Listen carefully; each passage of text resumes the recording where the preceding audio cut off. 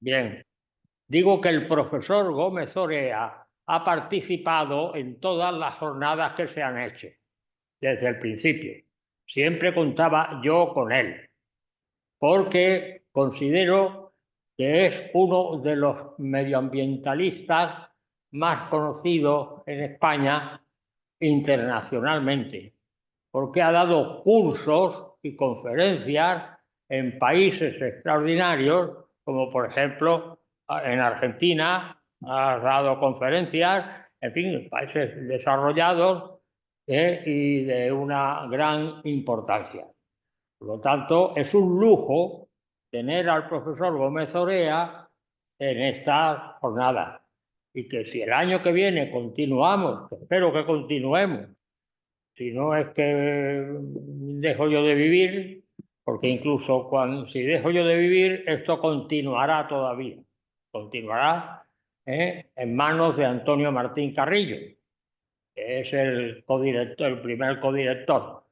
De manera que tenemos un lujo actualmente que nos va a hablar de lo suyo, concretamente de lo suyo, del medio ambiente, y va a tratar también, cosa importante, de lo que se está tratando ahora diariamente, y es el desastre que ha ocurrido en Valencia.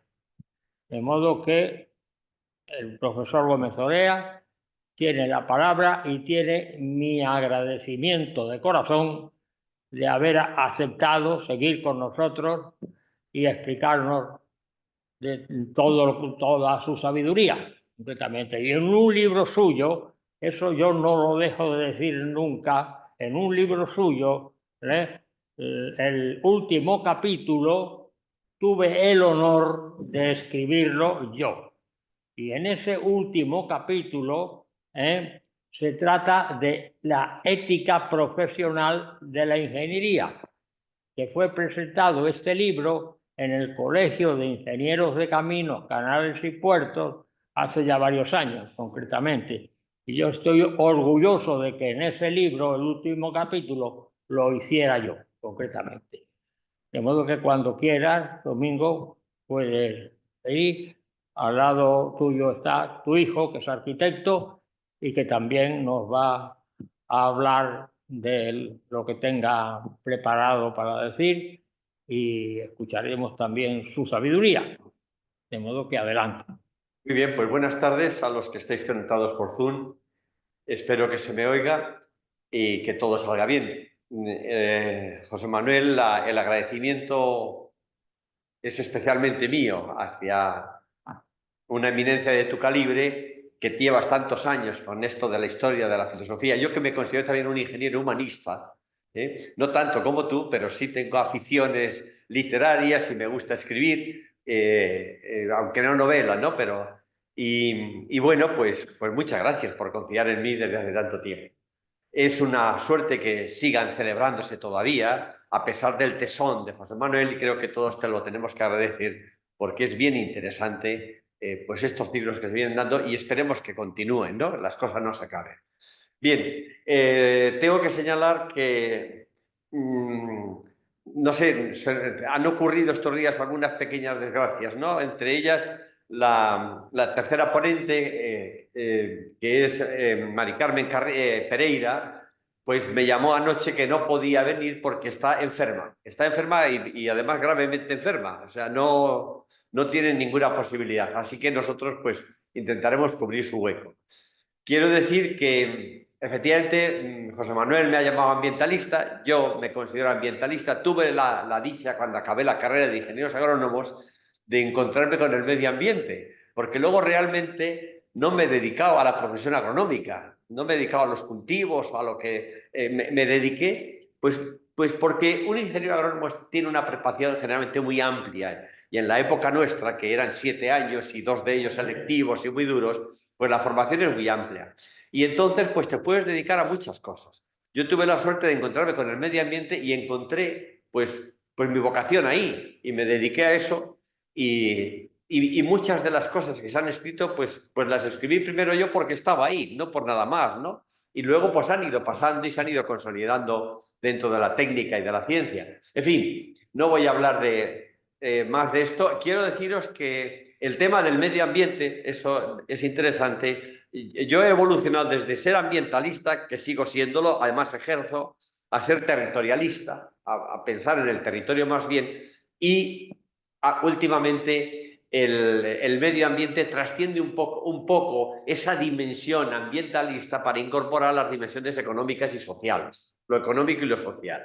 El medio ambiente, digamos, se vuelve antipático frecuentemente si no incorpora lo económico y social. Y eso es lo que llamamos la sostenibilidad. Y la sostenibilidad, pues, está sustituyendo, parece ser, digamos, a ese pensamiento ambientalista que se ha ido poniendo de moda, porque incorpora, como digo, una visión pues un poco más integral. Mi ponencia la preparé primero en la sociedad, qué es, por qué y para qué por qué y para qué se impone y qué instrumentos utiliza. Bueno, pues de esto hablaré yo, sería una cuestión introductoria, pero le voy a dejar muy poquito tiempo a eso, porque luego quiero referirme a aplicar el concepto de la sostenibilidad a lo que ha ocurrido con esta famosa Dana de Valencia. Yo creo que justamente, pues esta mañana ha aparecido en el Independiente un artículo mío sobre el asunto donde planteo una visión integral que creo que les podría interesar. Así que voy a ir avanzando, a ver cómo voy avanzando, si Miguel me ayuda o no hace falta que me ayude. Sí, pincha en la presentación y puedes pasar. Muchas gracias. Bueno, etimológicamente, sostenibilidad quiere decir garantía de continuidad y progresiva mejora, claro, en armonía con el medio ambiente de aquello a lo que se aplica. Se aplica a muchas cosas, a un sistema, a alguna de sus componentes, a procesos, a un sector de actividad, a un espacio, etcétera. A muchas cosas se aplica la idea de sostenibilidad. Es una idea esta digamos, de acomodarse al medio ambiente, es una idea que está basada en la naturaleza, en las adaptaciones de muchas de las especies. Recuerden, por ejemplo, ustedes, pues no sé, el velcro o las patas de la salamanca, actualmente la piel de tiburón, etcétera. Bueno, por supuesto, la aerodinámica de las aves y de los peces, como fueron copiadas por Leonardo da Vinci, y bueno, pues hemos aprendido de ahí. Pero luego ha pasado también a ser ancestralmente utilizada, pues primero por el hombre del Paleolítico, el recolector, aquel nómada que necesitaba conocer e integrarse en la naturaleza, era parte sustantiva de ella, y luego desde el Neolítico, cuando aparece la agricultura, pues por los agricultores y ganaderos y el mundo rural, pues también porque les va la vida en ello. Necesitan incorporarse o históricamente integrarse en la naturaleza, adaptarse a ella para poder seguir viviendo. Últimamente la sostenibilidad se ha asociado a la cuestión ambiental, que surgió, pues como saben, pues en los años 60 del pasado siglo, cuando los vuelos espaciales pusieron de manifiesto pues lo limitado, lo frágil, lo hermoso que parecía el planeta Tierra, y desde entonces tenemos esta preocupación ambientalista. No voy a entrar en más detalles, pero es importante señalar un par de cosas. La cuestión del medio ambiente se basa en lo que llamamos impactos ambientales. Esa es la esencia. Y por tanto, la sostenibilidad, digamos, que aplica o se orienta en tres direcciones. Una, a las actividades humanas, que son las que generan los impactos. Hablamos de agricultura sostenible o de transporte sostenible o de la sostenibilidad, no lo sé, en el turismo o en otras cuestiones. Pero también al entorno, el entorno en que se ubican esas actividades y, por supuesto, al sistema que conjuntamente forman. Esta idea de impacto se ha repetido mucho, la hemos utilizado, existe lo que llamamos la evaluación de impacto ambiental, la evaluación ambiental estratégica, pero últimamente a mí me interesa mucho hablar del retroimpacto. El retroimpacto es la respuesta del entorno ante ciertos impactos, y plantearé justamente lo que ha ocurrido, la tragedia que ha ocurrido en Valencia, como un retroimpacto característico, me parece. Luego hablaremos un poco de esto. Pero vamos, impacto y retroimpacto, es decir, la naturaleza, si nosotros utilizamos incorrectamente o no estamos adaptados a lo que la naturaleza es, a los ciclos cerrados, por ejemplo, del carbono que utiliza, o a los ciclos cerrados de los materiales, seguramente vamos a generar retroimpactos. El propio cambio climático quiero interpretarlo como un retroimpacto. No obstante, como dije antes, la sostenibilidad trasciende actualmente al medio ambiente y ha llegado a una fase, digamos, al mundo de los negocios. Ha llegado. Actualmente las empresas consultoras, pues, y se aplica casi todo. Pues nos encontramos a veces, pues, por ejemplo, no sé, electrodomésticos sostenibles o escobas sostenibles o muebles sostenibles o joyería sostenible o turismo sostenible. Hace mucho apareció aquí en Madrid unos carteles que no he visto que sigan, los han debido de quitar el ayuntamiento ya, mercados sostenibles. Que esto, pues era una cosa, digamos, que se beneficiaba esta promoción porque suena bien, pero sobre todo porque la ambigüedad del término sostenibilidad no compromete a nada. Pero poco a poco sí que va comprometiendo. Una escoba sostenible, pues sí, pues una escoba que probablemente está fabricada con unas fibras reutilizadas de otros productos o sencillamente con unas fibras que puedan ser biodegradables o que tengan una ergonómica adecuada, etcétera, que luego lo que cuando se acaba su vida útil se pueda reciclar, etcétera. Es decir, el mercado sostenible pues tiene mucho que ver con el mercado de proximidad, con el consumo, digamos, de bienes dentro de su época climatológica o de la estación que les corresponde. Es decir, que poco a poco se va insertando o sea, va adquiriendo contenido. Decimos algo sostenible, sí que empezamos a querer decir qué es lo que significa.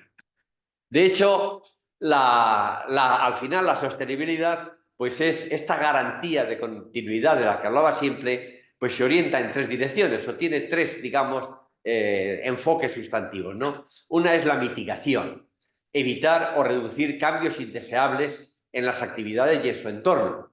Otra es la adaptación a los cambios inevitables y a los preexistentes sobre las que ya no se puede actuar, reponiéndose. A eso le llamamos resiliencia, la adaptación. Luego hablaré un poco de esto y cómo probablemente ante situaciones como las del cambio climático es muy difícil aplicar, por lo menos a un plazo de tiempo razonable, la mitigación. Más bien tenemos que contar con él y adaptarnos a él. Es la idea de la adaptación y eso llamamos, o a eso se hace frente, haciendo uso de una prerrogativa que tienen los sistemas y que tenemos los humanos, que es la resiliencia.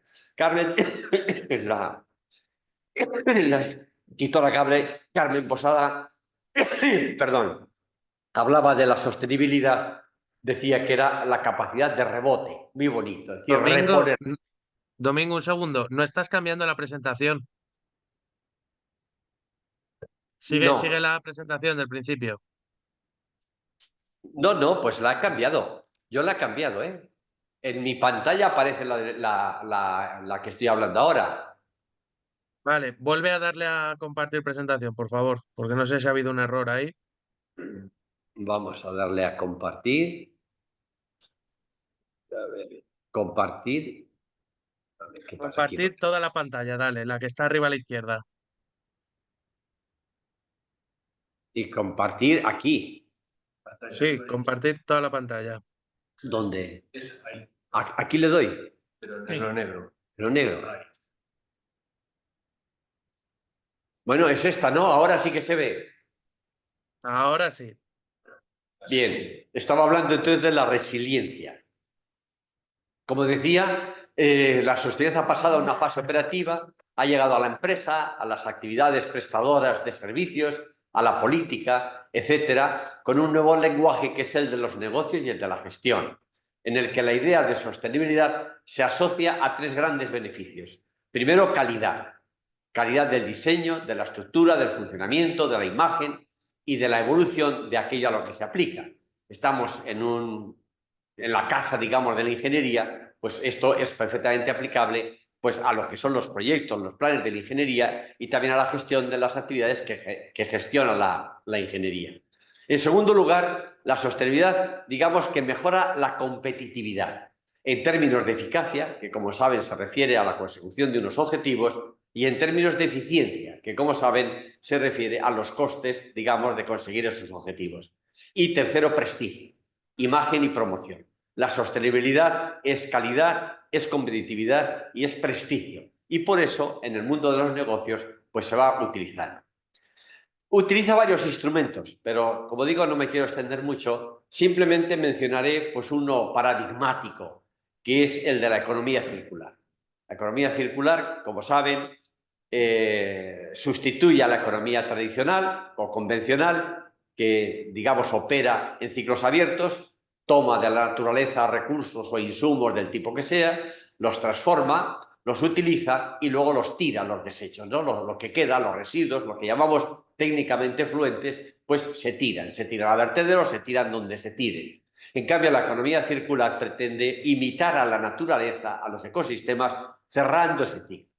Se toma de la naturaleza insumos, energía, agua, materias primas, se transforman, se utiliza y se reutiliza o recicla. Luego hablaré de la diferencia entre reutilizar y reciclar. Esto es la economía circular, sustituir el ciclo abierto de la economía convencional por el ciclo cerrado de la economía circular. Una y otra vez los efluentes, los residuos, las emisiones, los vertidos se vuelven a introducir una y otra vez en la cadena productiva, pues en la medida de lo posible. Tenemos los principios de la termodinámica, que son unos principios que naturalmente operan también aquí, pero tampoco voy a entrar en ese. Esa es la idea. Entonces, la economía circular utiliza lo que llamamos la estrategia de las R's. Reducir insumos, energía, agua y materias primas, reducir también efluentes, emisiones, vertidos y residuos.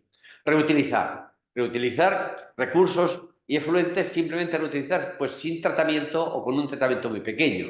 Reutilizar otra vez. Creo que en el lenguaje vulgar coincide mucho con el lenguaje técnico que se utiliza aquí. Reciclar, en cambio, significa utilizar los materiales de los efluentes. Y les voy a poner un ejemplo en el que tuve oportunidad de trabajar para que se entienda bien este concepto. Recordarán, hace un año, hace 2 años, hubo unos problemas muy graves con la contaminación del Mar Menor. Y entonces se planteó una solución. Uno de los responsables, porque hay muchos, de lo que le pasaba al Mar Menor era los vertidos de una rambla que se llama la rambla del Albujón, una rambla que lleva cargada agua, con aguas cargadas de sal y de nitratos y de otros contaminantes, porque el Albujón recibe aguas salinas del propio acuífero, recibe nitratos de la propia agricultura, pero también recibe otros elementos pues, de los vertidos urbanos, porque aquello se ha urbanizado mucho. Y entonces lo que se planteó retirar es esa rambla enorme que vertía sus aguas al Albujón, pues retirar ese caudal y llevarlo a otro sitio. Y lo lógico es llevarlo a las comunidades de regantes. Entonces esas aguas se llevaban a las comunidades de regantes. Hay 2 grandes comunidades allí, al norte y al sur, y ahí se llevaban. Entonces ahí se planteaban la siguiente cuestión: reutilizar el agua. ¿Qué quiere decir reutilizar esa agua cargada de sales, de nitratos, etcétera? Simplemente mezclarlas con aguas más limpias, aguas del trasvase, aguas de depuradoras urbanas, etcétera, y al mezclarlas, digamos, adquirían una calidad que les permitía ser utilizadas en los cultivos. En cambio, reciclar significa tomar esa agua, llevarla a una desaladora o una desalinizadora, quitarle la sal, quitarle los nitratos, quitarle otros contaminantes que luego se pueden utilizar en fertilización, en otras cosas, y utilizar el agua ya limpia. Eso sería el reciclado. Entonces utilizamos el agua, pero después de un tratamiento. Bueno, otra cuestión, entonces, reparar, recuperar, rehabilitar, restaurar. Bueno, todo esto, a los ingenieros agrónomos y los que seamos, perdón, de pueblo como soy yo, pues nos suena bien, ¿no? Porque la cultura de reparar, de reutilizar, de reponer, etcétera. Recuerden ustedes el paragüero, el estañador, no sé, todo el mundo que arreglaba las cosas, ¿no? Eso era una economía circular, el remendón, todo eso. Entonces esto, pues, realmente es una cultura muy antigua en el mundo rural, por lo menos, y en el urbano también. Luego tenemos otro de los capítulos de la estrategia de la SER, respetar los criterios ecológicos de la sostenibilidad. Bueno, respetar las tasas de renovación cuando se utilizan recursos renovables, respetar unos ritmos de consumo en los recursos no renovables, respetar una capacidad de carga, cuánta gente cabe, por ejemplo, en un espacio o en un lugar, en un espacio protegido, en un lugar, etcétera. Todo eso es lo que llamamos la capacidad de carga. Y estos son los principios ecológicos de la sostenibilidad. Y, por supuesto, la capacidad, respetar también la capacidad de asimilación de los vectores ambientales. Y, por último, rediseñar. Volver a diseñar lo que llamamos el ecodiseño y su perfeccionamiento continuo, o la logística inversa, es decir, que podemos plantear, digamos, una actividad productiva, pero empezando por el final. ¿Qué tipo de efluentes vamos a tener allí? Y a partir de esos efluentes vamos, digamos, diseñando el proceso productivo para que esos efluentes puedan ser reutilizables o reciclables. Bueno, sobre estas ideas generales, pues no me pasa, perdona Miguel, no me pasa la transparencia. Dale, le has dado ahí, ¿no ves que pone siguiente? Dale, o si no, pásala con el pasador mejor, con el teclado. A ver, siguiente, ya está. Bien, y Ahí. entonces yo, sobre estas ideas generales que he mencionado antes, dedicar un tiempito a hablar de lo que ha pasado en Valencia, ¿no? Estamos oyendo todos los días pues, en la prensa y en fin, qué pena, ¿no? Que, a ver, entonces, mi postura o la postura de esta exposición que estoy haciendo es que ni el cambio climático ni la famosa DANA del pasado 29 de octubre han sido los responsables del desastre ocurrido en la Huerta Sur de Valencia, sino la creación humana de un espacio emblemático de insostenibilidad territorial. La zona inundable, la zona de vertido, la zona más alta que está allí, en el planito, no sé si puedo, bueno, quizás se pueda ver, en este planito, pues tenemos en la parte de la derecha, abajo, está la Albufera de Valencia, hay una zona verde que es la zona directamente inundable, digamos, por la propia albufera, y luego hacia la izquierda, ahí donde pone Catarroja, Benetúser, Paiporta, Torrent, etcétera, son nombres que les sonarán a todos por la televisión, por la prensa. Esa es una zona inundable. Esa zona inundable que hasta hace una porción de años pues eran fertilísimas huertas. Ahora son pues unos continuos urbanos muy poderosos. Por tanto, muy vulnerables a la inundación. Y entonces, más arriba tenemos ya unas zonas, no son muy montañosas, pero sí hay unas ramblas, en concreto la rambla famosa del pollo, así se sabe. Voy a ver si puedo pasar. Bueno, y otros también, otra rambla que es el río Magro, etcétera. Pues todo eso en unas cabeceras con pocas alturas, pero claro, cuando llueve mucho y llover mucho, pues es un fenómeno recurrente todos los años. Y cada 20 o 25 años, pues la lluvia es muy grande. Y cada 100 años, pues la lluvia es más grande. Y sabemos que va a ocurrir esto sin un. Y si el espacio inundable se ha ocupado por usos urbanísticos, sencillamente ocurre lo que ha ocurrido. Este año con más gravedad, por razones que voy a decir, pero ocurre continuamente, casi todos los años. Bien, voy a ver si consigo pasar. A ver, ahora he pasado demasiado. Bueno, entonces, digo yo que este espacio de insostenibilidad, digamos, se ha generado por la concurrencia de 4 factores. El primero es un déficit clamoroso de ordenación territorial en el espacio implicado, que ha permitido la utilización urbana de unos terrenos de nula capacidad de acogida para el desarrollo urbanístico, por su condición de inundables, es decir, inservibles para acoger usos del suelo y actividades actualmente altamente vulnerables a la inundación. De manera que esos suelos nunca se debieron ocupar por esos desarrollos urbanísticos. Nunca se debieron ocupar. Y ahí encontramos una responsabilidad de las administraciones locales, que son responsables del planeamiento urbanístico, y también de las comunidades autónomas, o de la comunidad autónoma, en este caso valenciana, que es responsable de la ordenación del territorio. Ahí en el mapita de abajo, está tomado de internet, pues aparecen los ríos, el río, el Magro o la rambla del Magro y del Pollo, y aparecen unos trazados en líneas amarillas. Bueno, pues esas son unas obras que están previstas técnicamente desde hace tiempo, pero no sé por qué la Confederación Hidrográfica y otros organismos estatales no las aplican.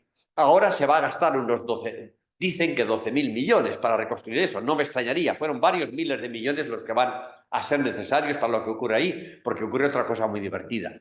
¿Cómo es posible echar los barros, el fango, a las alcantarillas? A nadie se le ocurre. Y nosotros, pues en nuestro pueblo, en nuestra casa, a la alcantarilla no va todo. No echamos estiércoles a las alcantarillas. ¿Pero a quién se le pudo ocurrir echar el barro allí? Claro, ahora el barro, cuando viene unos días de sol, se seca, menudo lío tienen. Es decir, hay una cantidad de incompetencias porque quizás no hay unos planteamientos técnicos. Bien, de manera que tenemos este es un primer factor.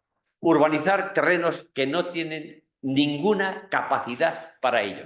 Eso es una cosa que llamamos integración en la naturaleza. Cuando estudiamos la naturaleza, el mundo del ambientalismo, habla de capacidad de acogida, qué tipo de actividades caben y no caben en cada territorio.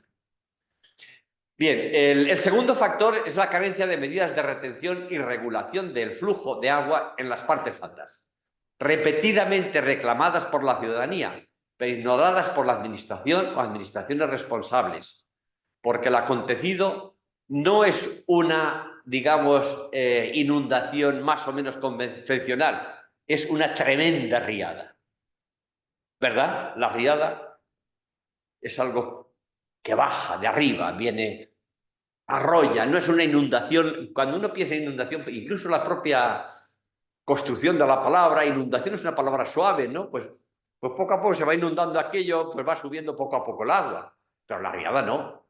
La riada, una tremenda riada procedente de zonas altas de las cuencas vertientes.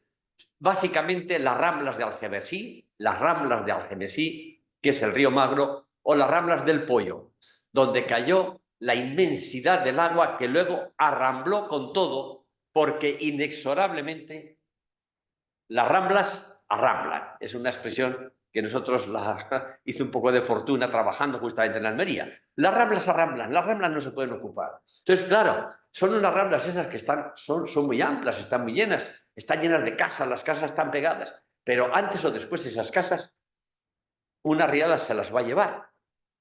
Se las va a llevar si no se hacen algunas cosas. Por ejemplo, pues un tratamiento de las cuencas.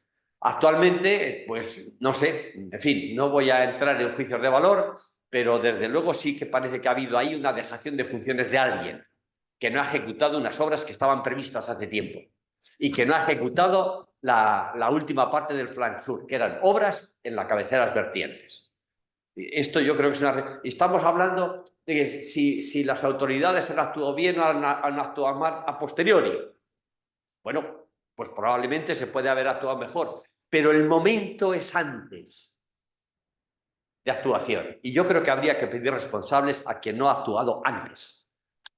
Las ramblas a ramblas. El tercer factor, el efecto ola. Esto me interesa mucho explicarlo. El efecto ola consiste en que todas esas ramblas, la del Pollo y la del Magro, y todos los terrenos que vierten a ella, en la zona, por ejemplo, de Cheste, o en la zona de este pueblo que ha ido el rey esta mañana, ¿cómo se llama? No sé, Chiva. Tienen unos terrenos de bosque, de montes, pero que están muy abandonados. Eso está lleno de materia seca, está lleno de ramas, está lleno de todo. Los propios arroyos, cuando viene una riada grande, pues el agua se lo lleva todo eso. Y eso llega a los puentes o a otros puntos. Nosotros hemos tenido trabajando en estos tiempos, lo hemos visto también en otros lugares, ¿no? Cómo efectivamente se acumula todo eso en algunos puntos, normalmente en los puentes. Y se va creando una presa precaria, pero presa al fin y al cabo. Y esa presa va incrementando el nivel aguas arriba, pero en un momento determinado no aguanta, porque ni los puentes ni la presa aguantan esos empujes laterales, y entonces colapsa.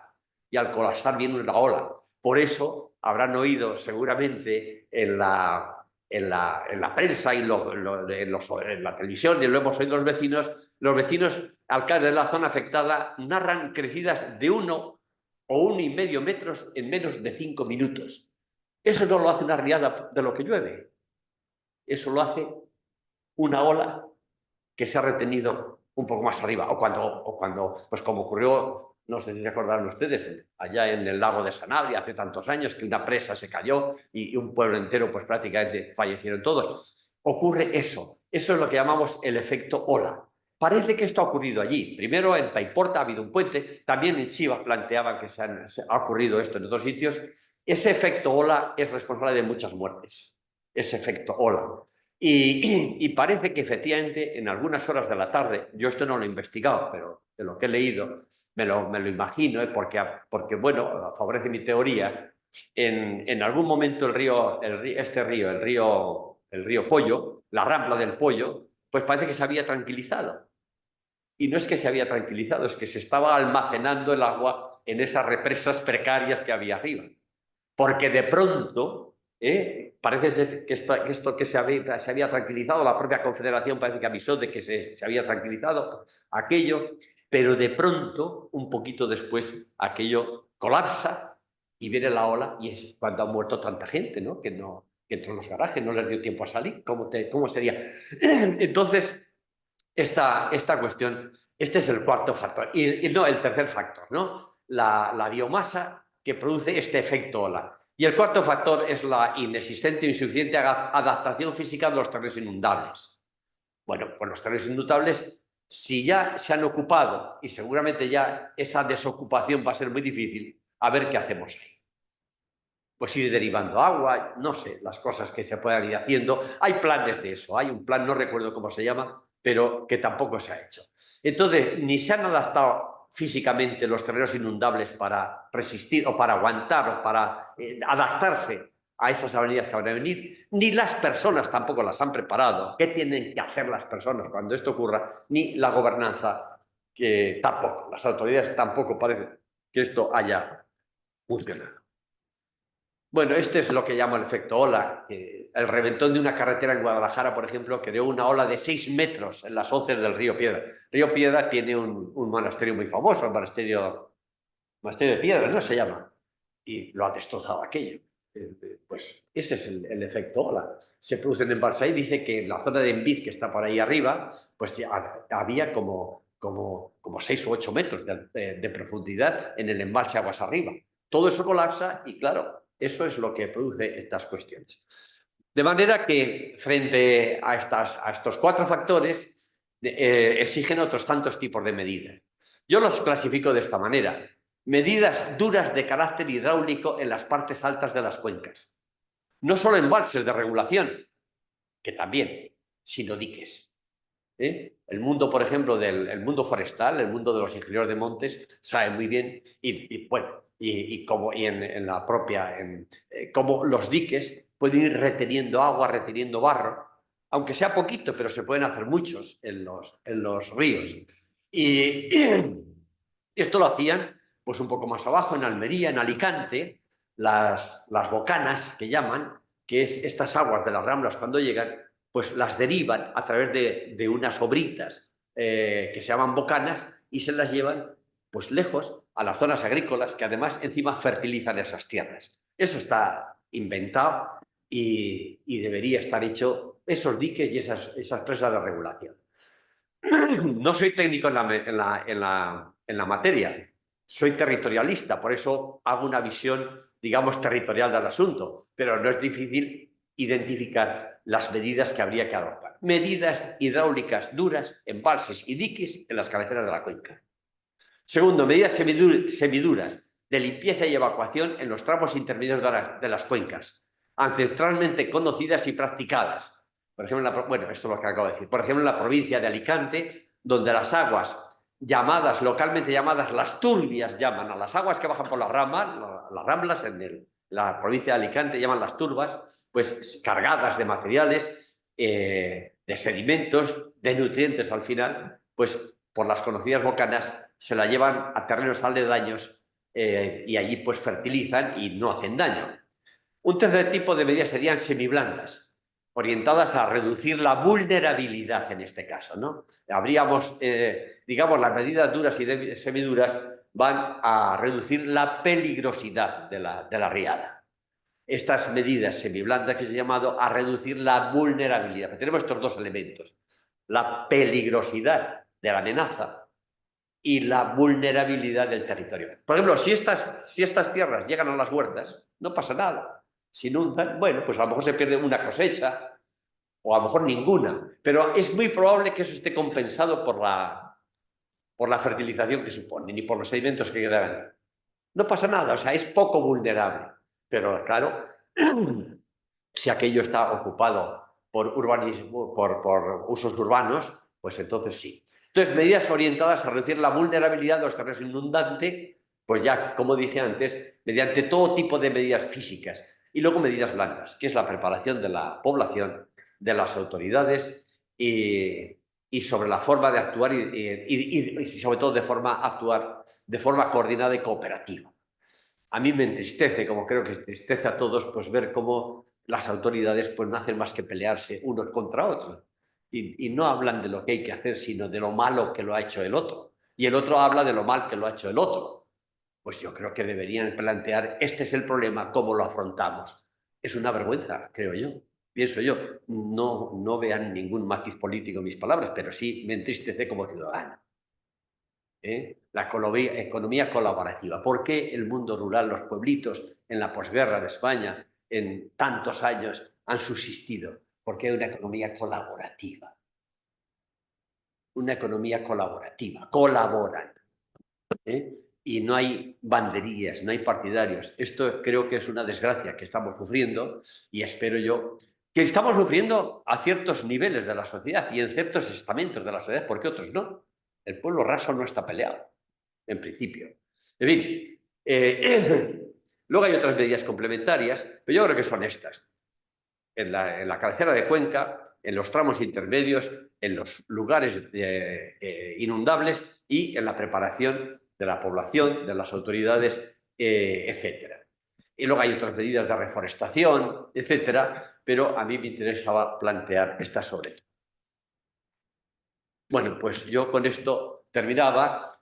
Me parecía que venía bien, ¿no? Y ya digo que circunstancialmente yo hice una nota de prensa porque había dado una conferencia sobre este tema en Valencia, sobre sostenibilidad en Valencia, en la universidad, pero como era el día de la Dana, pues todo el mundo preguntaba. Y entonces yo hice una nota de prensa que luego alguien la leyó y me pidió un periódico, concreto el Independiente, si podía alargarlo y se ha publicado y casualmente. Es decir, que lo que les estoy explicando es lo que dice el periódico en este artículo. Pero que no estoy haciendo propaganda de nada. Es una curiosidad, ¿no? Porque tampoco nos llaman a los ingenieros muchas veces para que escribamos artículos en la prensa, ¿no? O sea que es un poco noticia. O sí, o llaman, no mucho, ¿verdad? No estamos muy presentes. La prensa está más interesada por otras peleas, sobre todo, que por la racionalidad técnica. En fin, muchas gracias a quienes me hayáis escuchado y nada más. Buenas tardes. No. Muy bien, Bueno, estupendo. perdón, Nada, que muy bien, digo. pero ¿quién habla? Miguel. Soy Miguel, sí. Ah, bueno, pues te ha parecido bien, ¿no? Mi exposición al final de irme por otro lado, un poco derivar Está hacia bien, está bien. Sí. Muy bien. Bueno, pues ahora, como digamos, va a intervenir Miguel Gómez Villarino explicando la situación o una situación que Vale. se está dando actualmente en el mundo rural, bien curiosa y bien interesante, y cómo hay unos intereses ideológicos, pero que técnicos no hay contraposición, pero sí ideológicos y que están ocurriendo sobre todo en el mundo rural. Así que, Miguel, Vale. cuando quieras, tienes la palabra. Hay que compartir pantalla porque la he quitado porque como antes nos ha dado ese problema, ¿vale? Para que no vuelva a pasar. Hay que compartir pantalla. A ver, Eso es. el que sabe de Este esto es PowerPoint no lo abre. No lo abre. Arriba en el salón. Sí. No lo abre. No abre el PowerPoint. La presentación. La que hemos pegado, la que se ha pegado. Bueno, si no la puedo, lo que puedo enviarla al PDF y La voy a intentar abrir desde el USB. ¿La de PDF Va. la tienes en PDF también? sí, la segunda es en PDF. ¿Sostenibilidad de entornos urbanos? No, perdón, efectivamente, no está en PDF. La tengo en PDF, pero la tengo en un correo. A ver, voy a intentar pasarla aquí y a ver. Ahora sí. ¿Está en PDF? Esto es en PowerPoint. Ah, en PowerPoint. Bueno, pues estupendo. Vale, vamos a compartirla.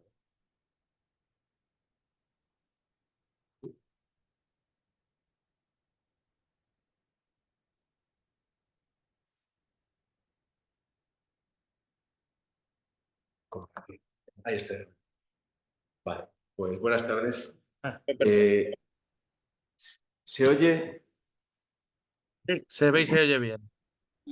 Bueno, yo iba a decir un par de puntualizaciones a la presentación anterior, que creo que la Rambla de Jarnesí no es la del Río Magro, es otra Rambla. Bueno, es eso. Y luego el efecto ola me ha recordado mucho al efecto ola en los tsunamis también, ¿no? que es uno de los efectos más destructivos también. Pasa mucho porque llega una ola muy brusca. Es un poco lo que comentaba Domingo. Bueno. Vale, entonces mi presentación es relativa a... Yo soy arquitecto, pero he trabajado sobre todo en temas en el medio rural durante bastantes años. Hice un doctorado en paisaje también y entonces Domingo me había pedido una presentación relativa a este concepto de sostenibilidad aplicado en este caso al medio rural, ¿no?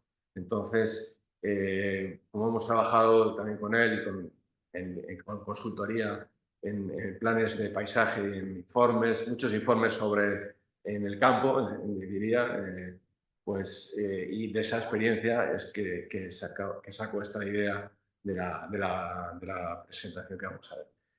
La idea que domina la presentación, que bueno, esta presentación está también muy sacada de un artículo que ahora he preparado para la revista del Colegio de Arquitectos, se va a publicar, tiene que ver con que de esos tres componentes tradicionales del desarrollo sostenible, que es el ambiental, el económico y el social, esa hipótesis de que hemos experienciado de que domina el paradigma ambientalista sobre esas otras dos cuestiones en el medio rural, en España. ¿Por qué decimos esto? Bueno, podemos encontrar muchas razones, pero lo vemos, yo diría, a diario en la televisión, etcétera, pero la aplicación legislativa también ha ido muy por ahí, sin que sea esto una crítica a las leyes que se han aprobado, pero esta reciente ley europea de restauración de la naturaleza, que está sobre la mesa, en cuanto a esa renaturalización de muchas zonas del territorio, medio rural y ríos en particular, el Plan Nacional Integrado de Energía y Clima, que se refiere mucho a la descarbonización de la producción energética, la Ley de Patrimonio Natural y Biodiversidad de 2007, que ha venido reflejándose en una consolidación de la Red Natura 2000, que sabemos que en España es muy relevante. Entonces, toda esa aplicación de las zonas de especial conservación natural y de las zonas de especial protección de avifauna, pues están teniendo unos efectos grandes con el medio rural. Bueno, la presentación, muy brevemente, para no extenderme en el tiempo, es de esa experiencia de práctica que hemos tenido, yo he tenido en concreto, la he dividido en 4 ejes, que es lo que voy a presentar muy sucintamente, que tiene que ver con la agricultura intensiva y extensiva, con las zonas naturales, como decíamos, sobre todo zonas de especial conservación y CEP y zonas de protección de la avifauna, ríos y gestión del recurso hídrico, sobre todo los propios cursos fluviales también muy de actualidad, y otra gestión del recurso hídrico muy vinculada sobre todo al medio rural, que pueden ser los acuíferos para riego, los embalsamientos y las energías renovables en el territorio, que es otro de los aspectos fuertes que vienen últimamente, ¿no? Como sabemos. Se me oye bien, ¿verdad? ¿Se me está oyendo? Bueno. Miguel. Sí, sí, se te oye, se te oye.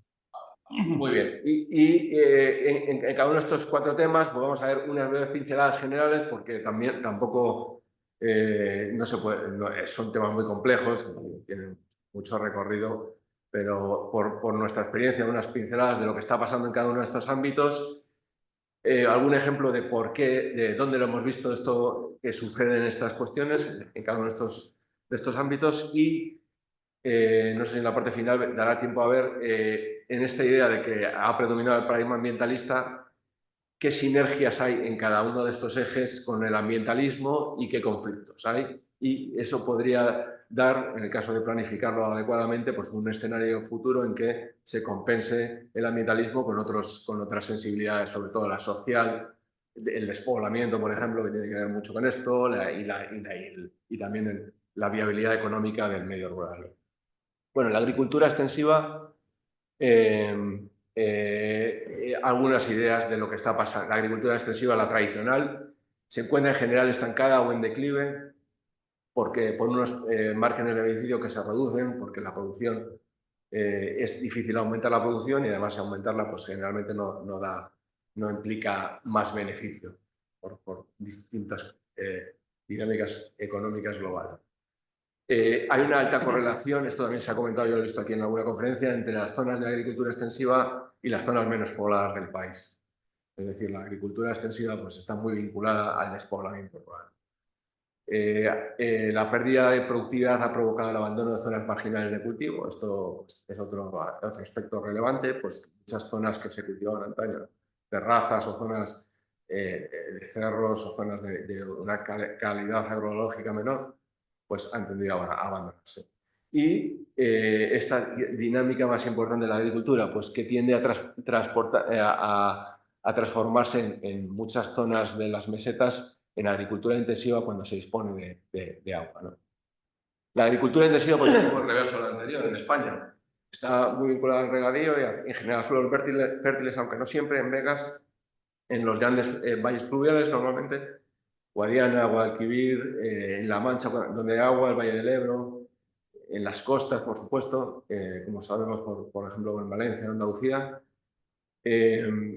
Esa transición que decíamos que aparece de zonas antiguamente de cultivos de leñosos también extensivas a intensiva porque permiten producir coste básicamente, ¿no? Los productores entra en conflicto con el ambientalismo, esto es uno de los temas que comentábamos al principio, y también es un tipo de agricultura muy dinámica, con avances tecnológicos y más maquinaria diseñada ad hoc, pues, donde realmente es una agricultura que tiene una viabilidad y la maquinaria pues permite sobre todo reducir mano de obra, reducir costes al producto.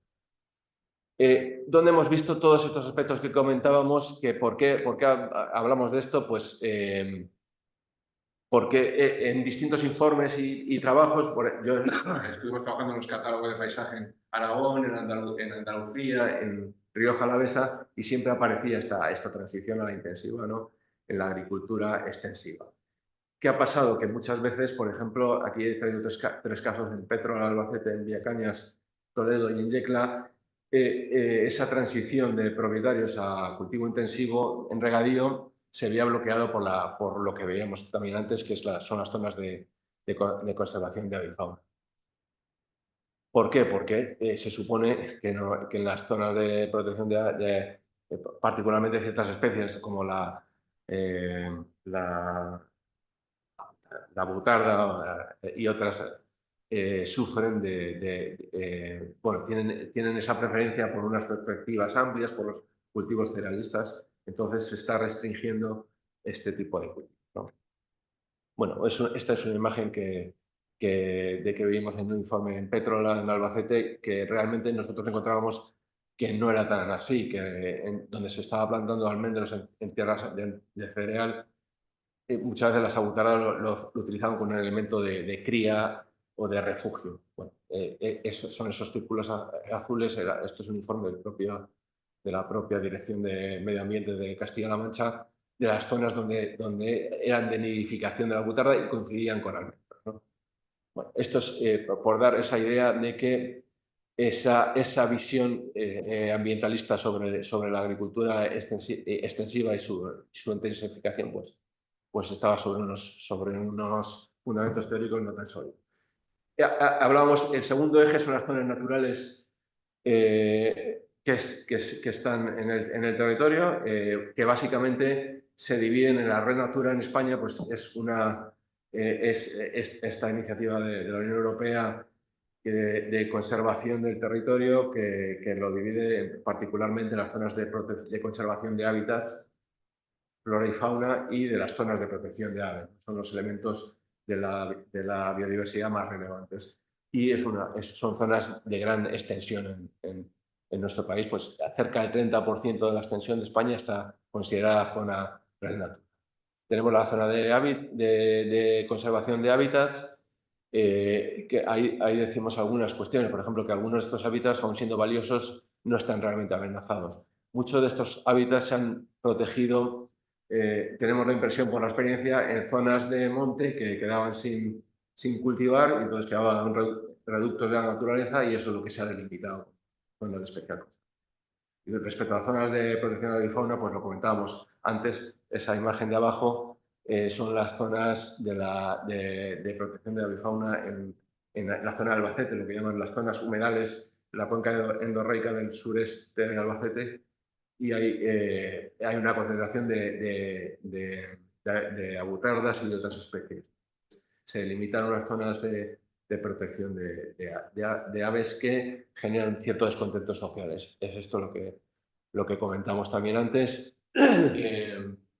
Ahora mismo está surgiendo mucho este problema. Nosotros lo hemos visto desde el 2019 hasta aquí, pues nos han encargado multitud de informes de agricultores que se veían afectados por sobre todo esta zona de protección de hábitats, que les impedían, digamos,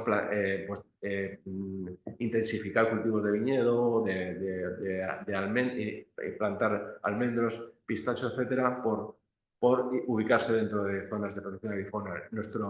Nuestra experiencia, y también basado en ciertos informes, en ciertos estudios, es que realmente no es tan incompatible como se plantea la existencia de la avifauna con el cultivo intensivo de leñosos. Y una imagen que aparece aquí abajo a la izquierda es un ejemplo bastante paradigmático, que es que esto es la zona Albacete en las proximidades de Almansa, muy cerca de la 31 hacia Alicante, y bueno, hay unas zonas regadas en verde que son zonas que se habían identificado en azul como cepa, pero los puntos negros eran zonas donde se habían avistado abutardas. Realmente hay una gran falta de correlación, ¿no? Porque veíamos que la abutarda se refugiaba, por ejemplo, en viñedos, como en esas imágenes de la derecha, o también hay un parque fotovoltaico y una cárcel en estas proximidades, y en esos vallados, pues la propia abutarda, que tiene la capacidad de volar y saltar, pues se refugia. Al fin y al cabo, que estas tienen un cierto déficit científico, técnico de identificación realmente de los aspectos que implican la protección de faunística. Bueno, esto también lo hemos encontrado en Almería.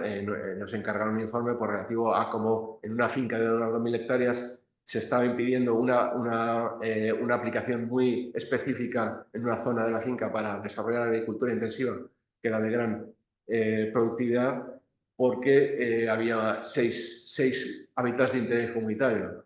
Lo que he puesto ahí muy sintetizado, nosotros fuimos y solo identificábamos 2 hábitats, y en una zona en concreto uno relativamente valioso, en las zonas de las ramblas que había más humedad, y otro menos valioso, vinculado con los espartizales, que realmente esa identificación que hay a escala de la red natura de los hábitats carece de rigor y de aplicación en terreno. O sea, esto dependía mucho de una identificación estadística de cuadrículas de gran escala, y realmente no era realista, ¿no? Básicamente esa es la conclusión que encontramos en Almería, en esa zona.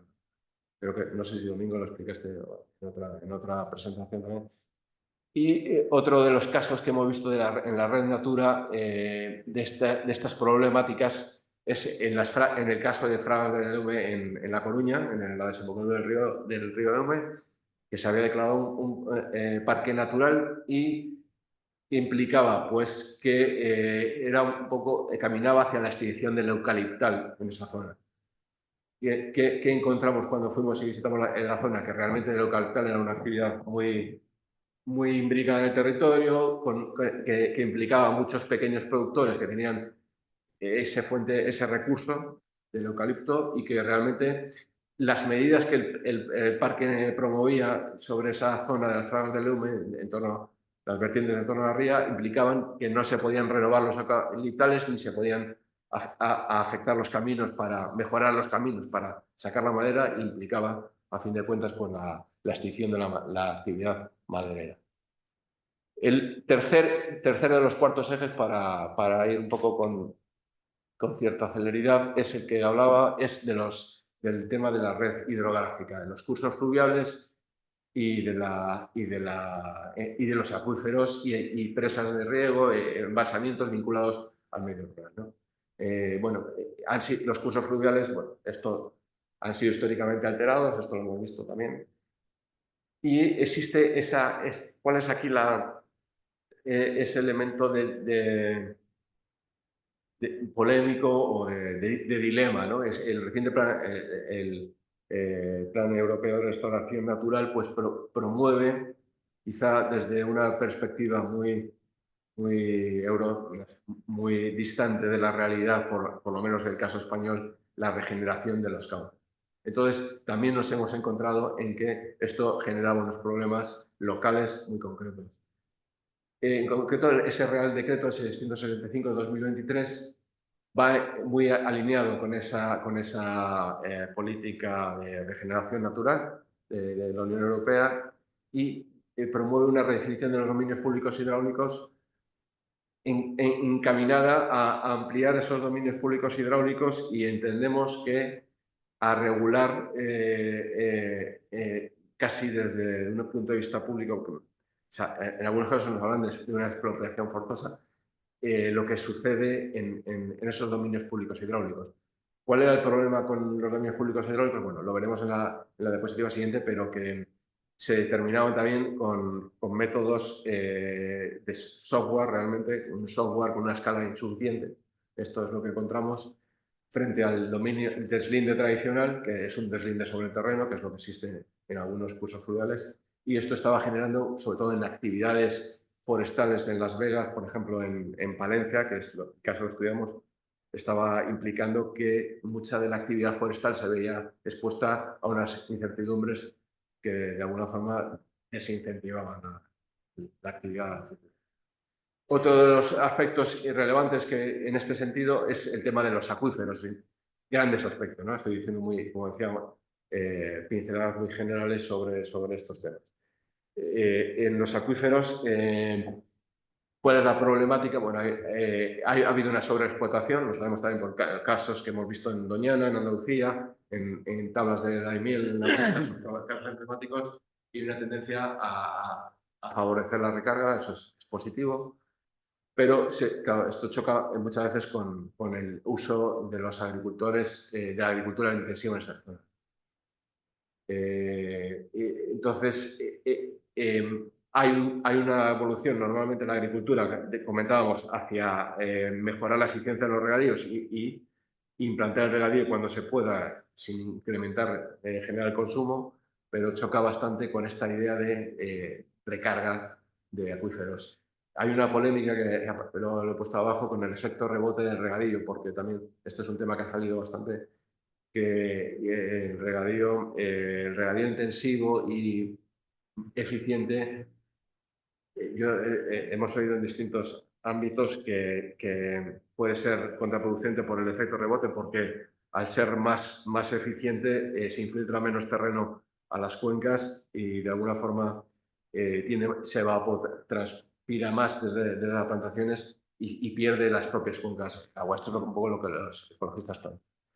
Bueno, esta polémica, comentaba antes que lo vimos bastante en el caso de la aplicación de este decreto de redefinición de dominios públicos hidráulicos en Palencia, en el río Carrión, que A la izquierda, en esa imagen de arriba a la izquierda, se ve lo que era el dominio público deslindado tradicionalmente en un tramo al sur bueno, en el norte, esto es al sur de los montes de los Montes Leoneses, en el norte de la provincia, no recuerdo la población, pero había ese deslinde tradicional y ahora se pretendía sustituir por un deslinde basado en un modelo 3D del territorio en que la zona de dominio público hidráulico se extiende mucho, afecta en este caso concreto a las plantaciones tradicionales de chopos, ¿no? En esa zona. Entonces, había una gran preocupación por cómo iba a eso a afectar. Implicaba conceder licencias, tasas de renovación, etcétera, para esas plantaciones que generaban una gran incertidumbre. Bueno, la aprobación implicaría un riesgo para la supervivencia de actividades de choperas tradicionales. Y esta imagen que he puesto abajo a la derecha, pues esta nueva guía que ha surgido, y me parece que es del Ministerio de Transición Ecológica, para la definición de los dominios públicos hidráulicos, que lo vincula mucho a zonas inundables.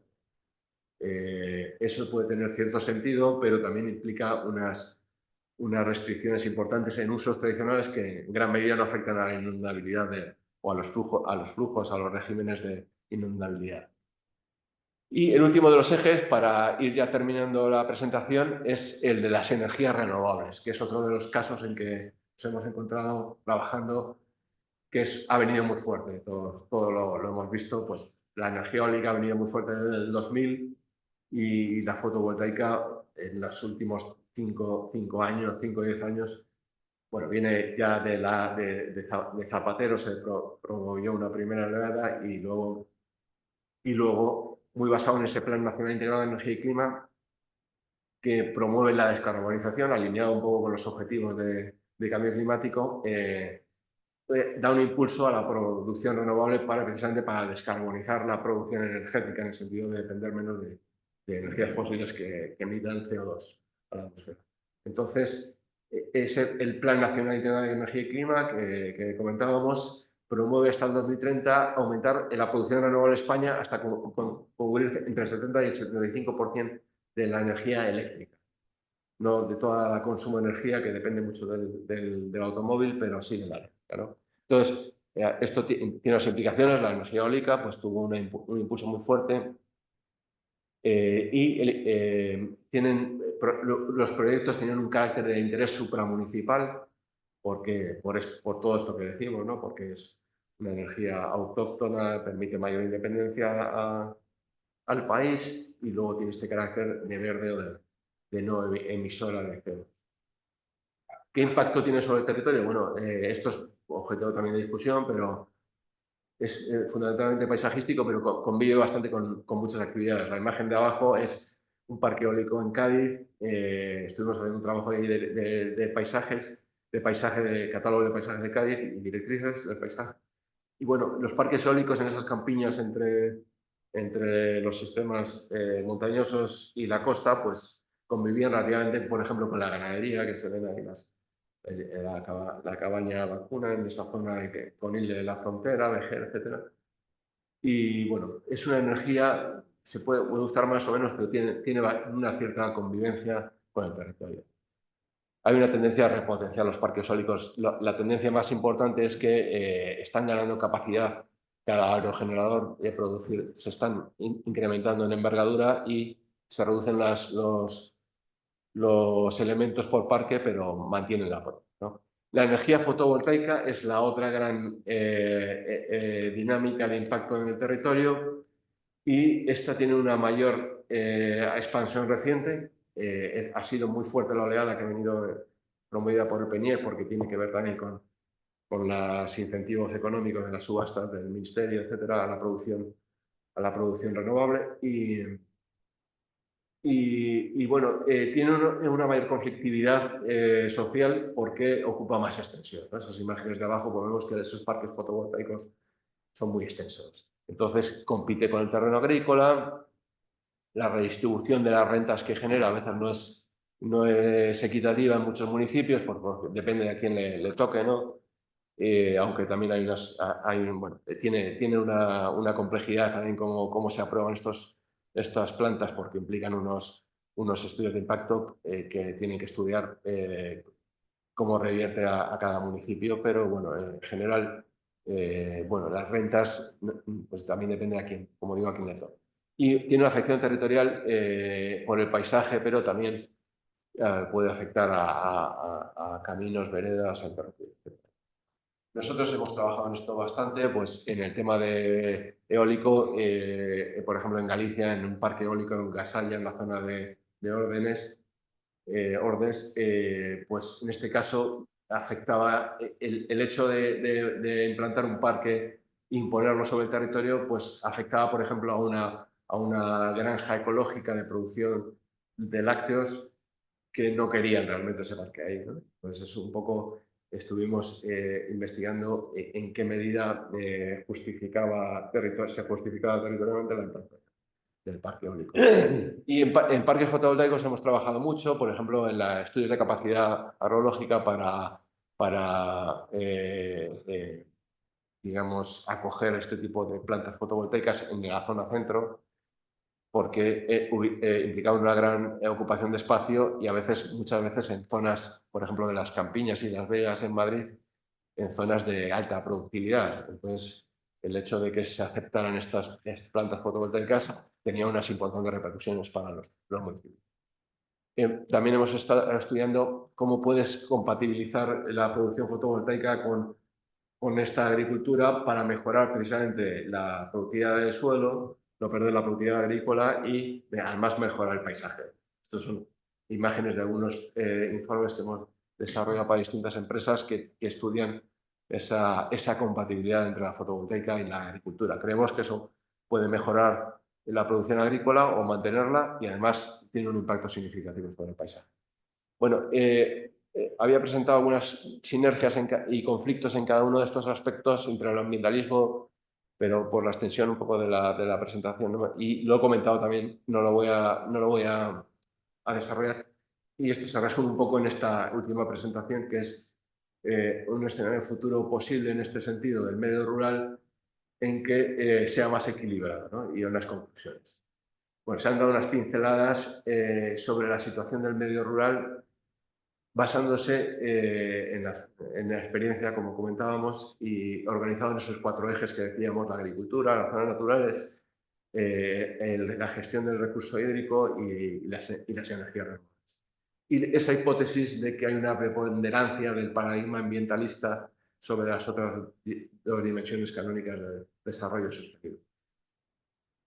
Actualmente, también yo creo que ha salido a la luz, el campo sufre unas importantes dinámicas, está en una transformación muy potente en el medio rural, que están produciendo profundos cambios vinculados, aunque no solo con el paradigma ambientalista, y muestran ciertas debilidades, es decir, por ejemplo, en la dimensión social, que se ve reflejada en la despoblación de amplias áreas y dificultades de relevo generacional, también en la agricultura, sensación de los productores de que cada vez hay más trabas y es más compleja la justa retribución de su desempeño, ¿no? En muchos, por ejemplo, los servicios ecosistémicos, lo comentábamos, que tienen los agricultores a veces o que pueden tener, no están justamente retribuidos. Y además el paisaje, un olvidado, bueno, es cómo se está transformando el paisaje. Y lo que se plantea, al fin y al cabo, es que la planificación debería, también se ha comentado en la presentación anterior, equilibrar las dimensiones del desarrollo sostenible para permitir que el campo pues, no sea solo un medio de medio ambiente para las ciudades, ¿no? Podemos concluir que parece ser un poco la visión que se tiene, sino que es un medio donde vive gente, donde tiene que haber una economía viable, una sociedad, unos incentivos para vivir, etcétera, ¿no? Y que es posible reconducir la situación a un equilibrio mayor entre lo ambiental, lo económico productivo y lo social y paisaje. Vale, pues muchas gracias. Eso es Muy bien, pues muchas gracias, Miguel. No sé si por parte del auditorio que está a distancia quieren plantear alguna pregunta o alguna sugerencia o a la propia mesa. Gracias. ¿Alguna cuestión, José Manuel? Bueno, una cuestión. No, que tenemos, le pondremos una medalla, ¿no? pero están conectados por videoconferencia. La complementariedad entre los dos, ¿verdad?, es extraordinaria. Salimos del campo, nos encontramos con la ciudad. Salimos de la ciudad, nos encontramos con el campo. Así es. O sea que la- Es que campo y ciudad no son realidades contrapuestas, son realidades interdependientes, ni siquiera complementarias, son mucho más. Las ciudades son entelequias sin el campo. El campo no es entelequia sin la ciudad. Las ciudades no pueden vivir sin el campo. El campo sí puede vivir sin la ciudad, pero no evoluciona como evolucionaría si se beneficia de los avances de la ciudad. Así que aquí nos olvidamos, ¿no? Los urbanos. Y muchas veces las cuestiones que mencionaba Miguel ahora es que están dictadas por gente que no conoce el campo. Es de un despacho. Y yo creo que en el propio Bruselas, que a veces criticamos aquí, los planes de gestión de las zonas estas protegidas, yo no sé quién los hace. Yo he sido catedrático de planificación, he enseñado hacer planes y proyectos, o sea, sé de qué va la cosa. Y sin embargo, son muy malos, son impresentables, son tan malos, José Manuel, que si a mí un alumno me presenta en los trabajos que les pedíamos de curso, un trabajo, se lo devuelvo y le digo, mira, preséntalo cuando lo tengas trabajado. Pues así son. Un conjunto uno detrás de otro de principios teóricos. Que hay que conservar la biodiversidad en todas las páginas 10 o 11 veces. También dicen que la conservación prioriza sobre todo lo demás. Bueno, prioriza sobre todo lo demás. O sea, si una zona conservar dice que las abutardas, pues que hay que dejar el cereal, que ya no se puede dejar porque no es rentable. En las condiciones aquí en Toledo, por ejemplo, no se puede tener. Por eso evoluciona hacia el almendro o el olivo. Y dice, no, usted puede seguir cultivando el cereal. No puedo, porque económicamente no me da.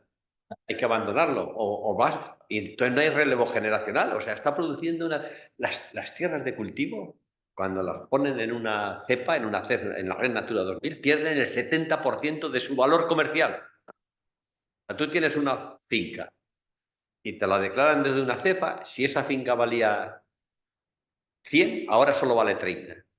En el caso de que si la quieres vender, encuentres a alguien que la quiera comprar. Ahí está. Porque lo que se difunde, y bastante realidad, es que no se puede hacer nada. Y en esto que decía Miguel, los plagas de Lume, pues estoy diciendo, pues se pueden abrir caminos, pero para carros. Oiga, que ahora la madera ni nada no se saca con carros, aquellos de... En fin, es un horror. Es un verdadero dislate pero ¿quién ha podido hacer esos? Entonces son cosas que se... Amenazas. Si tú quieres ver las amenazas que hay en un sitio, tienes que tener cultura del trabajo de campo. Vas al sitio y lo ves. Pues no. Eso está codificado en Bruselas. Falta concertación y participación. Y no cuenta con la gente para nada. La gente está que echa... Vamos, yo creo que si los agricultores tuvieran algunos sindicatos más poderosos, UGT o comisiones obreras, que tienen muy poca implantación en estos sitios, yo creo que el país se va a enterar, ¿eh? Se va a enterar cuando el producto, cuando empezará a faltar alimentos. Sí, sí.